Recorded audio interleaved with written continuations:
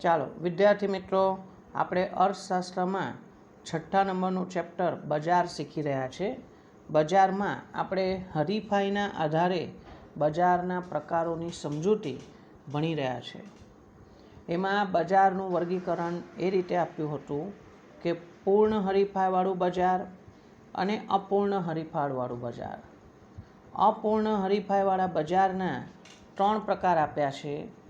એક ઇજારો, ઇજારાયુક્ત હરીફાઈ અને અલ્પ હસ્તક ઇજારો. જેમાંથી આપણે આજે પ્રશ્ન નંબર 5 ભણીશું, ઇજારાના લક્ષણો સમજાવો. 5 માર્ક માટે આ પ્રશ્ન આપણને સ્વાધ્યાયમાં આપેલો છે. સવિસ્તાર ઉત્તર આપોમાં. પણ પહેલાં તો આપણે ઇજારો શું છે એનો અર્થ સમજીશું. ઇજારાને અંગ્રેજીમાં મોનોપોલી કહે છે. ઇજારાને અંગ્રેજીમાં મોનોપોલી કહે છે, જે ગ્રીક ભાષાનો શબ્દ છે. ઇજારાને અંગ્રેજીમાં મોનોપોલી કહે છે, જે ગ્રીક ભાષાનો શબ્દ છે. અને આ મોનોપોલી શબ્દમાં 2 શબ્દ આવેલા છે. એક મોનોસ, MONOS, મોનોસ, અને બીજો છે પોલેન, POLEIN, પોલેન. મોનોસ અને પોલેન એવા 2 શબ્દ છે. આ મોનોસ શબ્દનો અર્થ શું થાય છે? મોનોસ, MONOS, મોનોસનો અર્થ થાય છે એક, સિંગલ. અને પોલેન, POLEIN, પોલેન, પોલેન શબ્દનો અર્થ થાય છે વેચનાર. એટલે આખા શબ્દનો અર્થ સમજીએ તો એક વેચનાર. એટલે ઇજારાનો અર્થ એવો સમજવાનો, મોનોપોલીનો અર્થ એક વેચનારનું બજાર એમ થાય છે. એટલે બહુ સરળ શબ્દોમાં કહું તો એવું કહેવાય કે જ્યાં વસ્તુનો ઉત્પાદક કે વેચનાર એક જ હોય એવું બજાર, એને મોનોપોલી કહેવાય, ઇજારો કહેવાય છે. ઇજારાની વ્યાખ્યા જુદા જુદા અર્થશાસ્ત્રીઓ પોતાની રીતે કરે છે. તેમાંથી પ્રોફેસર ચેમ્બરલિન ઇજારાની વ્યાખ્યા આ રીતે સમજાવે છે કે જ્યારે વસ્તુના પુરવઠા પર કોઈ એક પેઢીનો અંકુશ હોય, જ્યારે વસ્તુના પુરવઠા પર કોઈ એક પેઢીનો અંકુશ હોય તો તે ઇજારો છે. એટલે આપણે એવું સમજવાનું કે જ્યારે કોઈ એક જ ઉત્પાદક કે એક જ વેચનાર વસ્તુ બજારમાં પૂરી પાડતા હોય વેચવા માટે, બરાબર, તો એ ઇજારો છે. ફરીથી એકવાર, પ્રોફેસર ચેમ્બરલિનના શબ્દોમાં ઇજારો એટલે જ્યારે વસ્તુના પુરવઠા પર કોઈ એક જ પેઢીનો અંકુશ હોય તો તે ઇજારો છે. પ્રોફેસર સ્ટિગલર એવી વ્યાખ્યા આપે છે, એવું સમજાવે છે કે વસ્તુનો એક જ વેચનાર હોય, વસ્તુનો એક જ વેચનાર એટલે ઇજારદાર. ઇજારો ધરાવનાર વ્યક્તિ એને ઇજારદાર કહેવાય છે, જેને આપણે અંગ્રેજીમાં મોનોપોલિસ્ટ કહીએ છીએ. MONOPOLIST, મોનોપોલિસ્ટ. ઇજારો ધરાવનાર વ્યક્તિ કોણે કહેવાય? જ્યારે વસ્તુનો એક જ વેચનાર હોય તેને ઇજારદાર કહેવાય છે. આ ઇજારાના કેટલાક લક્ષણો નીચે મુજબ છે. નંબર 1, એક જ ઉત્પાદક કે વેચનાર અને અસંખ્ય ખરીદનાર. એક જ ઉત્પાદક કે વેચનાર અને અસંખ્ય ખરીદનાર. ઇજારાવાળા બજારમાં વસ્તુનો ઉત્પાદક કે વેચનાર એક જ હોય છે. ઇજારાવાળા બજારમાં વસ્તુનો ઉત્પાદક કે વેચનાર એક જ હોય છે, જે બજારમાં વસ્તુના પુરવઠા પર સંપૂર્ણપણે કાબૂ ધરાવતો હોય છે. ફરીથી એવું કહે છે કે ઇજારાવાળા બજારમાં વસ્તુનો ઉત્પાદક કે વેચનાર એક જ હોય છે અને આ વેચનાર એ બજારના વસ્તુના પુરવઠા પર સંપૂર્ણપણે કાબૂ ધરાવે છે. એનો મતલબ કે બજારમાં વસ્તુનો પુરવઠો વધારવો કે ઘટાડો કરવો એક જ માણસના હાથમાં છે, જે ઇજારો ધરાવે છે તેના હાથમાં છે. તેને ઇજારદાર કહે છે. ઇજારો ધરાવનાર વ્યક્તિ ઇજારદાર, મોનોપોલિસ્ટ તરીકે ઓળખવામાં આવે છે. આગળ, આ બજારમાં વસ્તુનો ઉત્પાદક કે વેચનાર એક જ છે. આ બજારમાં વસ્તુનો ઉત્પાદક કે વેચનાર એક જ હોવાથી હરીફાઈનું તત્વ જોવા મળતું નથી. કોઈ કોમ્પિટિશન નહીં, કોઈ હરીફાઈ નહીં. હરીફાઈ ક્યારે થાય? જ્યારે એક સરખી વસ્તુ વેચનારા 2 કે તેથી વધારે જણા હોય ત્યારે હરીફાઈ થાય. પણ એ તો વસ્તુ વેચનાર એક જ છે. નો કોમ્પિટિશન, કોઈ હરીફાઈ નહીં. આ બજારમાં વસ્તુનો ઉત્પાદક કે વેચનાર એક જ હોવાથી હરીફાઈનું તત્વ જોવા મળતું નથી અને માટે ઉત્પાદક કે વેચનાર, યાદ રાખજો, ઉત્પાદક કે વેચનાર વસ્તુની કિંમત પર સંપૂર્ણ કાબૂ ધરાવે છે. તે લોકો કિંમત નક્કી કરનાર છે. ફરી બોલું છું, આ બજારમાં વસ્તુનો ઉત્પાદક કે વેચનાર એક જ હોવાથી હરીફાઈનું તત્વ જોવા મળતું નથી. માટે ઉત્પાદક કે વેચનાર વસ્તુની કિંમત ઉપર સંપૂર્ણ કાબૂ ધરાવે છે. ધારે એ પ્રમાણે ભાવ નક્કી કરી શકે, કાં તો ભાવ વધારી શકે, કાં તો ભાવ ઘટાડી શકે. અહીં ઇજારો ધરાવનાર વ્યક્તિ કિંમત નક્કી કરનાર છે. એના માટે અંગ્રેજી શબ્દ છે પ્રાઇઝ મેકર, MEKER, મેકર, કિંમત નક્કી કરનાર છે. આપણે પૂર્ણ હરીફાઈવાળા બજારમાં એવું શીખ્યા હતા કે વેચનાર એ કિંમત સ્વીકારનાર છે. કેમ કે પૂર્ણ હરીફાઈવાળા બજારમાં કોઈ વેચનાર કે ખરીદનાર વસ્તુના ભાવ નક્કી નથી કરતા. તો કોણ નક્કી કરે છે? પૂર્ણ હરીફાઈવાળા બજારમાં વસ્તુની કિંમત માંગ અને પુરવઠાના પરિબળો દ્વારા નક્કી થાય છે અને દરેક વેચનારે એ જ કિંમત સ્વીકારવી પડતી હોય છે. એટલે પૂર્ણ હરીફાઈમાં વેચનાર કિંમત સ્વીકારનાર ગણાય છે. બરાબર? પ્રાઇસ ટેકર એવો શબ્દ આવ્યો હતો. આજે શું આવ્યું કે અહીં ઇજારો ધરાવનાર વ્યક્તિ પોતાની વસ્તુના ભાવ જાતે નક્કી કરે છે, પોતે નક્કી કરે છે. એટલે એને કિંમત નક્કી કરનાર, પ્રાઇસ મેકર તરીકે ઓળખવામાં આવે છે. બીજું કે આ બજારમાં ખરીદનારા અસંખ્ય છે, બહુ જ બધા છે, અસંખ્ય. પૂર્ણ હરીફાઈવાળા બજારની જેમ અહીં પણ અસંખ્ય ખરીદનારા છે. ઇજારામાં હરીફાઈ, વસ્તુ ખરીદવા માટેની હરીફાઈ એ ખરીદનારાઓ એટલે કે ગ્રાહકો વચ્ચે જોવા મળે છે. અહીં વેપારીઓ વચ્ચે કોઈ હરીફાઈ જ નથી. કેમ? એક જ વેચનાર છે, પણ ગ્રાહકો બહુ જ બધા છે, અસંખ્ય છે, અગણિત છે. એટલે વસ્તુ ખરીદવા માટેની હરીફાઈ એ ગ્રાહકો, ખરીદનારાઓ વચ્ચે જોવા મળે છે. પરંતુ આ ખરીદનારાઓ વસ્તુની કિંમત ઉપર કોઈ અસર પાડી શકશે નહીં. એનો મતલબ કે વસ્તુની કિંમત નક્કી કરી શકતા નથી. કોણ? ખરીદનારા. કારણ કે કિંમત કોણે નક્કી કરી છે? વેચનારાએ. એટલે ખરીદનારાઓ વસ્તુની કિંમત ઉપર કોઈ અસર કરી શકતા નથી. આ એક પહેલું લક્ષણ પૂરું થયું. મુદ્દો છે એક જ ઉત્પાદક કે વેચનાર, પણ ખરીદનારા અસંખ્ય છે. બીજી વિગત, બીજો મુદ્દો, નજીકની અવેજી વસ્તુનો અભાવ. ઇજારો એક એવી પરિસ્થિતિ છે કે જ્યાં નજીકની કે દૂરની અવેજી વસ્તુ હોતી નથી. આપણે જો શુદ્ધ ઇજારાની વાત કરીએ, પ્યોર મોનોપોલી, શુદ્ધ ઇજારો કોણે કહેવાય?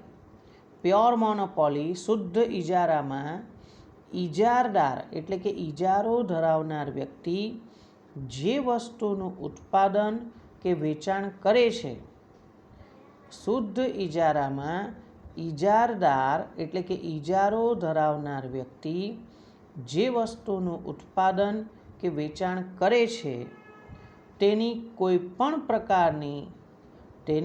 કોઈપણ પ્રકારની અવેજી વસ્તુ નજીકની હોય કે દૂરની હોય એવી અવેજી વસ્તુ બજારમાં ઉપલબ્ધ હોતી નથી. શુદ્ધ ઇજારો હોય ત્યારે. પરંતુ વાસ્તવમાં શુદ્ધ ઇજારો એ તો કાલ્પનિક બાબત છે, ઇમેજિનરી છે, કાલ્પનિક છે. આવો ઇજારો અસ્તિત્વ ધરાવતો નથી.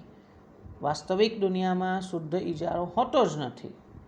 એટલે નજીકની કે દૂરની અવેજી વસ્તુ ના હોય એ પરિસ્થિતિ ખોટી છે. બરાબર. તો વ્યવહારમાં શું હોય છે? વાસ્તવિક દુનિયામાં, રિયાલિટીમાં વ્યવહારમાં અશુદ્ધ ઇજારો જોવા મળે છે. અશુદ્ધ ઇજારો જોવા મળે છે જેમાં નજીકની અવેજી વસ્તુઓનો અભાવ હોય છે. ફરી બોલું છું, વ્યવહારમાં અશુદ્ધ ઇજારો જોવા મળે છે. ઇમ્પરફેક્ટ મોનોપોલી એવું કહેવાય. શુદ્ધ ઇજારો પ્યોર મોનોપોલી, પણ અશુદ્ધ ઇજારો ઇમ્પરફેક્ટ અપૂર્ણ ઇજારો કહેવાય. વ્યવહારમાં અશુદ્ધ ઇજારો જોવા મળે છે જેમાં નજીકની અવેજી વસ્તુનો અભાવ હોય છે. હા, દૂરની અવેજી વસ્તુ ઉપલબ્ધ હોય છે. દૂરની અવેજી વસ્તુઓ હોવાની શક્યતા છે. એનું એક ઉદાહરણ આપણને સમજાયું છે કે વાસ્તવિક દુનિયામાં અશુદ્ધ ઇજારો હોવાથી દૂરની અવેજી વસ્તુ મળી શકે છે. આપણે જાણીએ છીએ અથવા જાણવું જોઈએ કે રેલવે એ ઇજારો ધરાવે છે. એટલે રેલવેની સેવા પૂરી પાડવાનું કામ ભારતીય રેલવે, ઇન્ડિયન રેલવેઝના હાથમાં છે. સરકારનું જાહેર ક્ષેત્રનું સૌથી મોટામાં મોટું એકમ ભારતીય રેલવે, ઇન્ડિયન રેલવેઝ. તો રેલવેની કોઈ એક ચોક્કસ સમયે અને તારીખે આરક્ષિત ટિકિટ ઉપલબ્ધ ના હોય. આરક્ષિત એટલે શું? રિઝર્વ ટિકિટ, કન્ફર્મ ટિકિટ તમને ના મળી હોય, રિઝર્વેશન ના મળ્યું હોય. હું એક ઉદાહરણ આપું. હમણાં તો ટ્રેનો બંધ છે, બરાબર. હવે ધીમે ધીમે બધું ખુલશે, બરાબર. ત્યારે રેગ્યુલર જ્યારે બધું થશે અર્થતંત્રમાં, તો ટ્રેનોના જે ટાઈમિંગ છે એ પ્રમાણે, દાખલા તરીકે આપણે વડોદરાથી મુંબઈ ટ્રેનમાં જવું છે. વડોદરા એક્સપ્રેસ નામની ટ્રેન વડોદરાથી ઉપડે છે, મુંબઈ સેન્ટ્રલ પહોંચાડે છે. વડોદરાથી લગભગ રાત્રે 10:30 વાગે નીકળે અને મુંબઈ સેન્ટ્રલ સવારે 4:30 વાગે પહોંચાડે. 6 કલાકનો રસ્તો.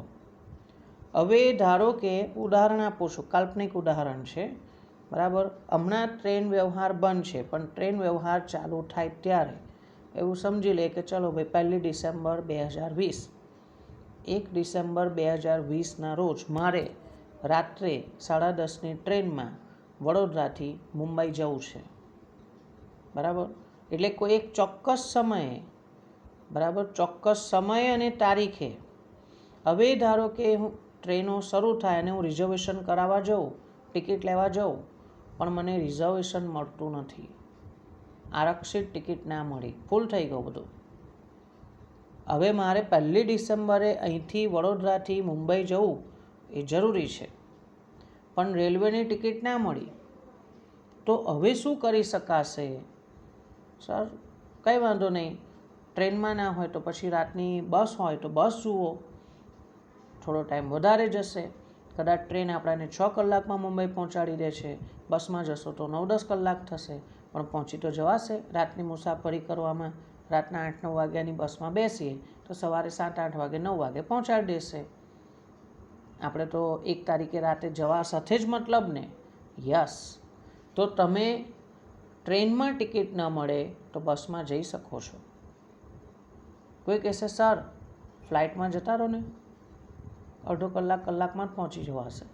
યસ, એ ઓપ્શન પણ છે આપણી પાસે કે ધારો કે ટ્રેનની ટિકિટ ના મળે તો 1લી તારીખે, ડિસેમ્બરની 1લી તારીખે રાતના સમયે કે સાંજના સમયે, બરાબર, કે ઇવન બીજી તારીખની વહેલી સવારનું જો ફ્લાઇટ હોય તો આપણે એમાં પણ મુંબઈ પહોંચી જઈ શકીએ છીએ.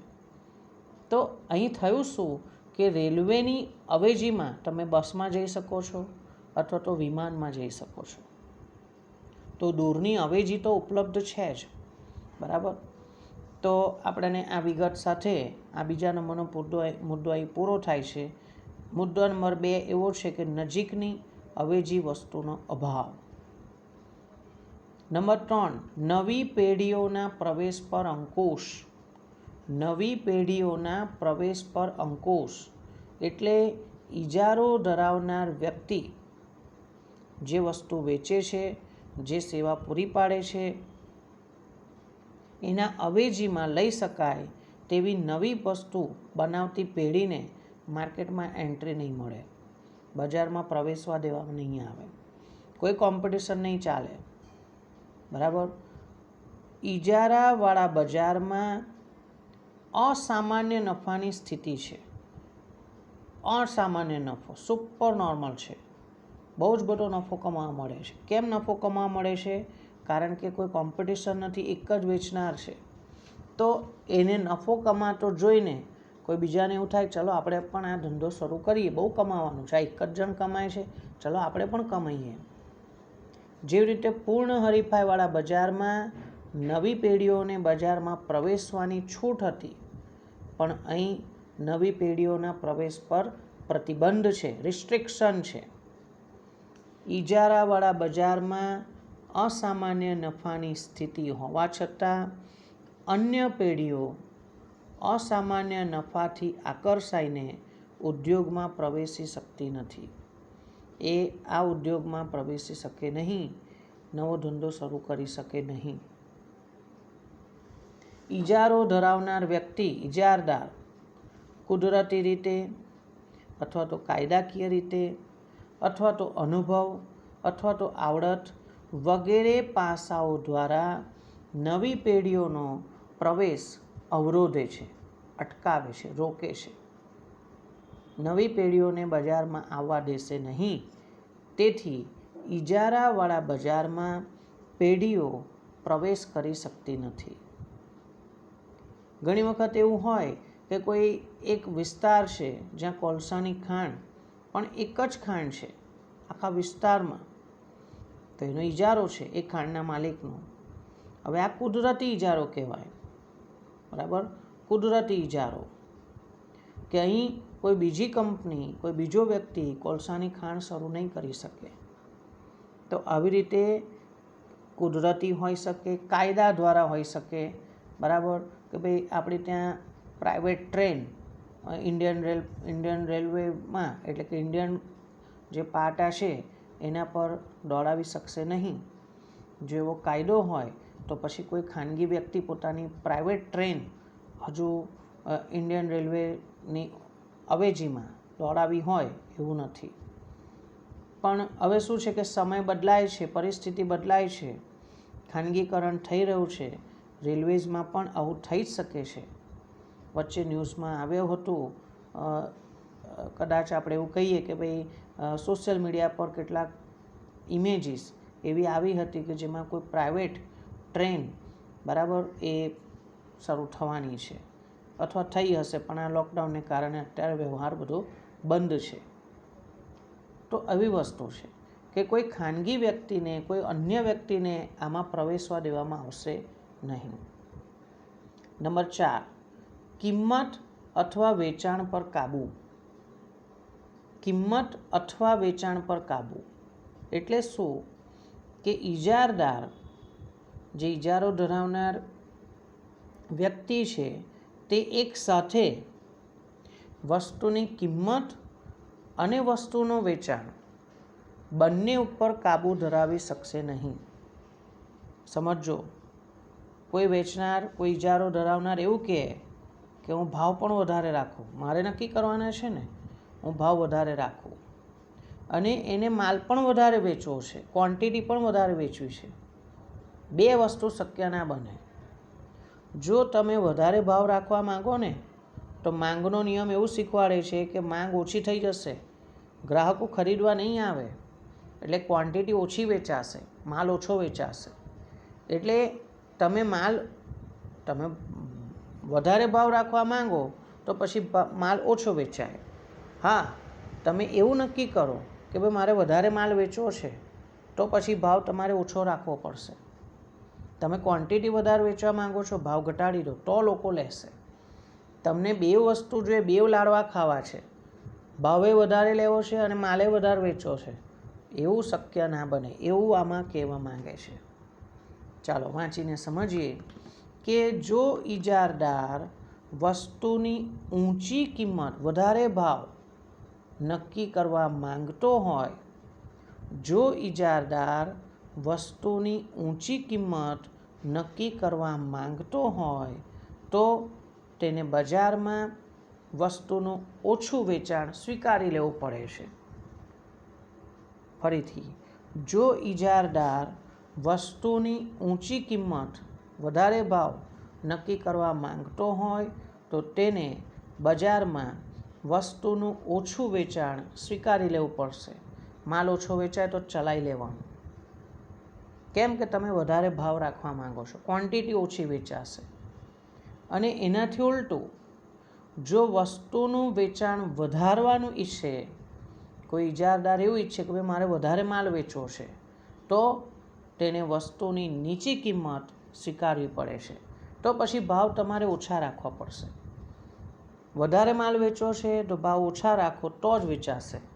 એટલે કાં તો તમે વેચાણ કિંમત નક્કી કરો, કાં તો તમે વેચાણનો ક્વોન્ટિટી જથ્થો નક્કી કરો. બંને વસ્તુ સાથે નહીં થાય એવું આપણને કહેશે. કાં તો કિંમત કાં તો વેચાણ, બેમાંથી એક વસ્તુ પર ઇજારો ધરાવનારનો અંકુશ થઈ શકે છે, બંને ઉપર નહીં. મુદ્દા નંબર 5 એ છે અસામાન્ય નફો. ઇજારાવાળા બજારમાં ઉત્પાદક કે વેચનાર એક જ હોય છે. ઇજારાવાળા બજારમાં ઉત્પાદક કે વેચનાર એક જ હોય છે. ઉપરાંત સમજો, ઉપરાંત આ બજારમાં નવી પેઢીઓનો પ્રવેશ બંધ છે, કોઈ નવાને એન્ટર થવા દેવામાં આવતું નથી. સમજો, હરીફાઈ તો છે જ નહીં, હરીફાઈનું તત્વ નથી, હરીફાઈનો અભાવ છે.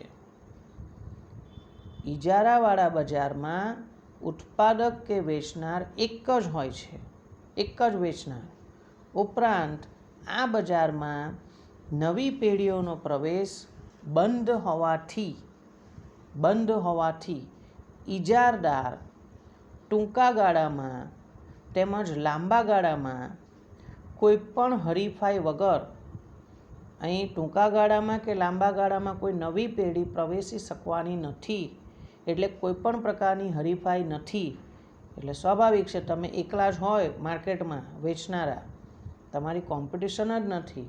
ગ્રાહકોને વસ્તુ ખરીદવી તો તમારી પાસે જ આવવું પડે, તમે જે ભાવ માંગો એ ભાવ આપવા પડે. તો આવા સંજોગોમાં ઇજારો ધરાવનાર પેઢી અસામાન્ય નફાની સ્થિતિનો લાભ મળી રહે છે. જો ઇજારો હોય અને તે છતાં તમને નફો ના થાય, ખોટની પરિસ્થિતિ સર્જાય તો કેવું લાગે ખબર છે? કે આ તો તમે રેસમાં ભાગ લીધો છે, દોડવાની રેસ છે 100 મીટરની, તમે એકલાએ જ ભાગ લીધો છે, તમે એકલા જ દોડો છો, તોય તમે હારી ગયા, તમે 100 મીટર પૂરા ના કર્યા. અલા, ધંધો કરો છો તમે એકલા જ વેચનાર છો, કોઈ કોમ્પિટિશન નથી, તો સ્વાભાવિક છે નફો થવો જ જોઈએ ને. જો નફો ના થાય, ખોટ થાય, તો તમે ધંધો બંધ કરી દો, તમારી આવડત નથી, એવું સમજવાનું. ખ્યાલ આવે છે બધાને? આ રીતે અસામાન્ય નફો એ પણ ઇજારાનું એક મહત્ત્વનું લક્ષણ છે કે ભાઈ અહીંયા હરીફાઈ છે જ નહીં, નફો જ થાય, એ પણ વધારે નફો થાય. અસામાન્ય નફો એટલે એવો નફો જે જોઈને બીજાને એવું થાય કે આપણે પણ આ વસ્તુ આ ધંધો શરૂ કરીએ પણ એને એલાઉડ નથી. બરાબર. નંબર 6, કિંમત ભેદભાવ.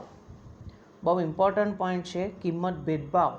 પ્રાઇસ ડિફરન્શિએશન એટલે શું? પ્રાઇસ ડિફરન્શિએશન એટલે કે કોઈ એક વસ્તુના ભાવ જુદા જુદા વસૂલ કરવામાં આવે. જુદા જુદા ગ્રાહકો પાસેથી એકની એક જ વસ્તુના ભાવ જુદા જુદા વસૂલ કરવામાં આવે તો એને કિંમત ભેદભાવની નીતિ કહે છે. હું તમને 1-2 ઉદાહરણ આપીને સમજાવવાનો પ્રયત્ન કરું, પછી અંદરની વિગત આપણે સમજીએ. કિંમત ભેદભાવ શું છે સમજો. હા, દાખલા તરીકે કોઈ એક ડૉક્ટર છે, એ ડૉક્ટર કન્સલ્ટિંગ ફી 500 રૂપિયા રાખે છે. જે દર્દીઓ એમને બતાવવા માટે પહેલી વખત આવે છે તો એમની પાસેથી કન્સલ્ટિંગ ફી 500 રૂપિયા લેવામાં આવે છે. બધા માટે આ કોમન છે. પણ કોઈક વાર કોઈ ગરીબ વ્યક્તિ ડૉક્ટરની પાસે સારવાર કરવા માટે આવે, બતાવવા માટે આવે. ડૉક્ટરે વાતચીતમાં જાણી લીધું કે આ વ્યક્તિની આર્થિક પરિસ્થિતિ બહુ સારી નથી, તો બની શકે છે કે ડૉક્ટરને દયા આવી જાય અને એ આવનાર ગરીબ દર્દી પાસેથી કન્સલ્ટિંગ ફી ના પણ લે. ના, તમે ના આપશો પૈસા, ચાલશે, તમે કન્સલ્ટિંગ ફી 500 રૂપિયા ના આપશો. બની શકે છે આવું. જો આવું થાય તો એ કિંમત ભેદભાવ કર્યો કહેવાય. બીજા બધાની પાસે 500 રૂપિયા લીધા અને આની પાસેથી ના લીધા. પણ એ ડૉક્ટરની મરજી પર આધાર રાખે છે. એ પોતાની સેવા કોણે વેચશે, કોણે નહીં વેચે, એ ડૉક્ટરે નક્કી કરવાનું છે. આવી રીતે આપણે એવું પણ ઉદાહરણ આપી શકીએ છીએ, જૂની ટેક્સ્ટબુકમાં ઉદાહરણ આપ્યું હતું કે ભારતીય રેલવે દ્વારા એક જગ્યાએથી બીજી જગ્યાએ લોકોને મુસાફરી કરવા દેવામાં આવે છે તો એના જે ટિકિટનું ભાડું લેવામાં આવે છે ને, એ ભાડું અલગ અલગ ગ્રાહકો પાસેથી અલગ અલગ ભાડું વસૂલ કરે છે. દાખલા તરીકે જે લોકો એસી કોચમાં બેસે છે, બરાબર, એમની પાસેથી વધારે ભાડું લે છે. જે લોકો ફર્સ્ટ ક્લાસ ડબ્બામાં બેસે છે એમની પાસે વધારે ભાડું લે છે. જે લોકો સ્લીપર કોચમાં છે એમની પાસે પ્રમાણમાં ઓછું, અને જે લોકો સામાન્ય ડબ્બામાં છે, જનરલ ડબ્બામાં, એમની પાસે સૌથી ઓછું ભાડું લે છે. ભલે અહીં કિંમત જુદી જુદી છે, સુવિધા પણ જુદી જુદી છે. કમ્ફર્ટ્સ, લક્ઝરીઝ અને જે પ્રાથમિક જરૂરિયાત છે એ બધી અલગ અલગ છે. એસીમાં બેસીને જાઓ એકદમ લક્ઝરીમાં તો તમારે ભાવ વધારે આપવા પડે, સ્વાભાવિક છે.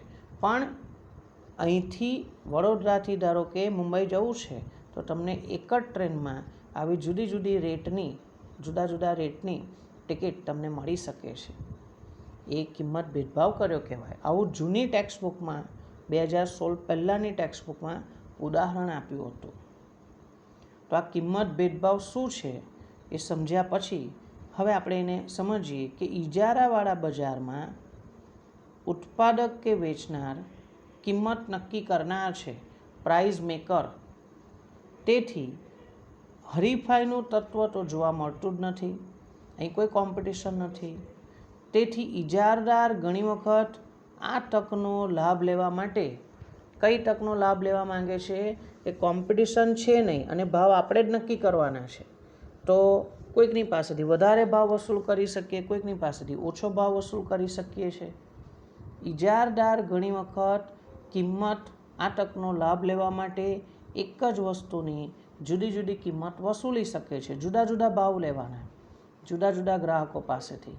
કોઈક વખત કોઈ અમીર વ્યક્તિ આવી જાય અને ગરજનો માર્યો હોય તો એની પાસેથી વધારે ભાવ પણ પડાવી લેવામાં આવે છે. વધારે ભાવ પણ પડાવી લેવામાં આવે છે. અને કોઈક જરૂરિયાતમંદ ગરીબ વ્યક્તિ હોય તેની પાસે ઓછા ભાવ લેવામાં આવે છે. બની શકે છે આવું. વસ્તુના જુદા જુદા ઉપયોગ અનુસાર જુદી જુદી કિંમત વસૂલી શકાય છે.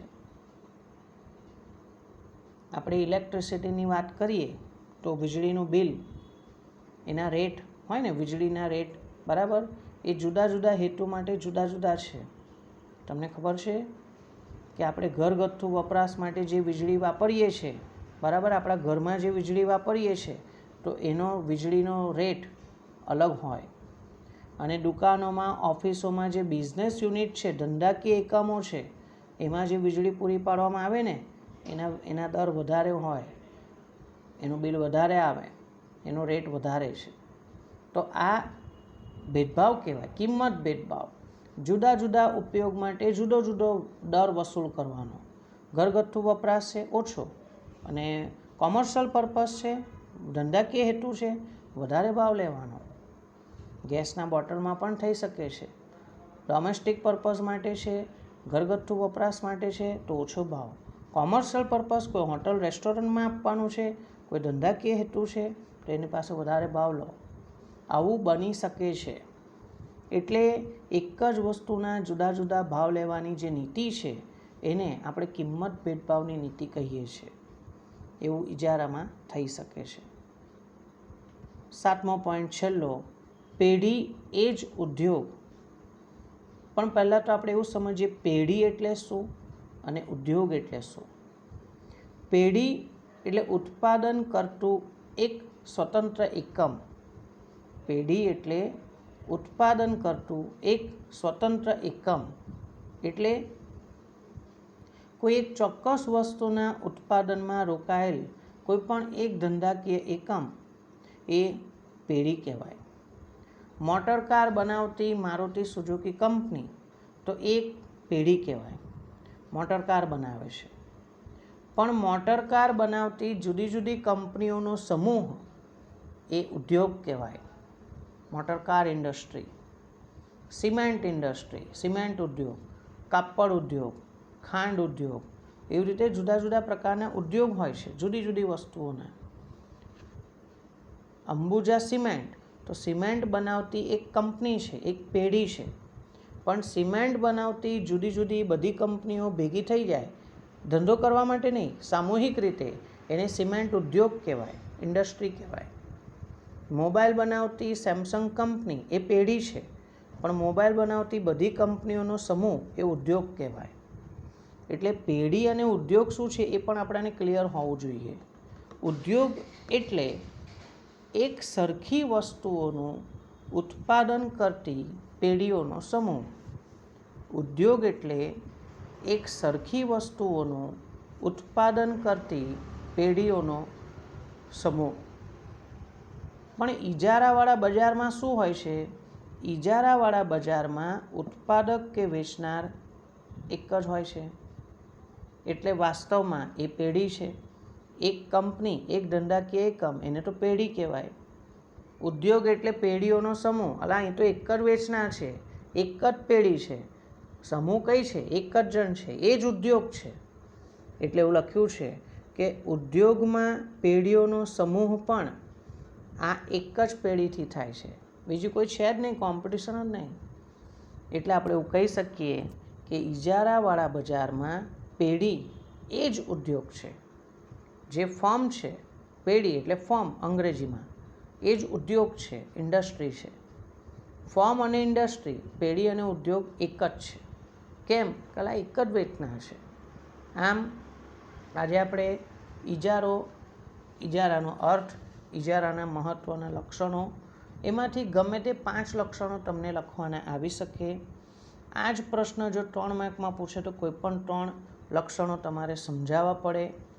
ફરીથી થોડું હું રિકેપ કરાવી દઉં. સૌથી પહેલાં ઇજારાના લક્ષણો. ઇજારાના લક્ષણોના મુદ્દા નંબર 1. કયો મુદ્દો હતો? એક જ ઉત્પાદક કે વેચનાર અને અસંખ્ય ખરીદનારા. લક્ષણ નંબર 2. નજીકની અવેજી વસ્તુનો અભાવ. નંબર 3. નવી પેઢીઓના પ્રવેશ ઉપર અંકુશ. નંબર 4. કિંમત અથવા વેચાણ પર કાબૂ. બેમાંથી એક ઉપર તમે કાબૂ મેળવી શકશો. નંબર 5. અસામાન્ય નફો. નંબર 6. કિંમત ભેદભાવ. અને નંબર 7. પેઢી એ જ ઉદ્યોગ. ઓકે, બીજું નેક્સ્ટ ટાઈમ.